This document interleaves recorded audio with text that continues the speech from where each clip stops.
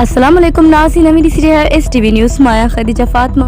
नज़र विझूं था हिमल जी अपडेट ते। नाज़रीन, मीरपुर बठोरो खां अली अकबर बकेरो जी रिपोर्ट मूजिब अफ़गानिन जी आबादगारी पाणी ते धारी। सुई गैस ऐं ॿियनि खातनि में हज़ार मुलाज़िमीन जी बरतरफ़ी ऐं ज़मीन ते कब्ज़े ख़िलाफ़ क़ौमी अवामी तहरीक जाती चौक पारां मरकज़ी प्रेस तर्जुमान अशरफ वलेजो, ज़िले सदर कामरेड यूसुफ कुंभार, इकबाल रिंद, मंजूर सोब, गुल हसन रिंद, सरदार कुंभार, बाबू मलाश, वाक मंगनहार, सजाद मल्हा जी अगवाणी में मुज़ाहिरो करे जाती चौक ते धरणो वियो। इन मौके ते अगवान खिताब कंदे चयो त वफ़ाक़ी ऐं सिंध सरकार मिली करे अफ़गानिन खे सिंध में आबाद करण थी चाहे।